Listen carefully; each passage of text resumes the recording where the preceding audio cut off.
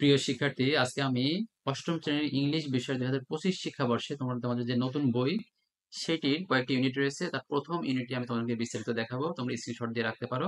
দেখো, এটি হচ্ছে বইয়ের ফ্রন্ট পেজ। এরপরে মূলত যে চ্যাপ্টারগুলি রয়েছে বা কয়েকটি ইউনিট রয়েছে আমরা দেখবো। দেখো, এখানে মোট 11টি ইউনিট রয়েছে। প্রথম ইউনিট যেটি সেটি হচ্ছে এ গ্লিমস অফ আওয়ার কালচার।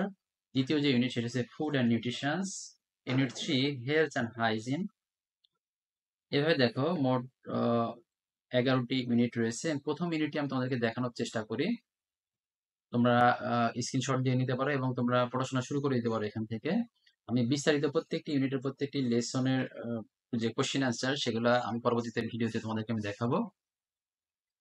দেখো, তোমরা এখানে দেখতে পাচ্ছ প্রথম যে লেসন সেটি হচ্ছে পিপলস মিউজিক।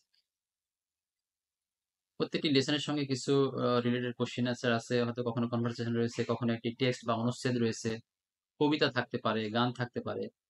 দেখো, এখানে নকশি কাঁথা, নকশি কাঁথার উপরে এখানে কিছু ইনফরমেশন রয়েছে, একটি টেক্সট রয়েছে আমরা এখানে দেখতে পাচ্ছি। এরপরে এখানে দেখো কিছু ফিল ইন দ্য ব্ল্যাঙ্কস রয়েছে। এরপরে লেসন 3 যেটি সেটি হচ্ছে আওয়ার এথনিক ফ্রেন্ডস। এরপরে এখানে একটি টেক্সট রয়েছে বা অনুচ্ছেদ রয়েছে, ট্রু ফলস রয়েছে দেখো।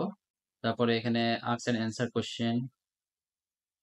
এরপরে লেসন 4 দেখতে পাচ্ছ, যেখানে তোমরা ট্রু ফলস দেখতে পাচ্ছ। তারপরে এখানে কিছু কোশ্চেন অ্যান্সার রয়েছে। এরপরে তোমরা লেসন 5 দেখতে পাচ্ছ, দ্য চিলড্রেন্স সং।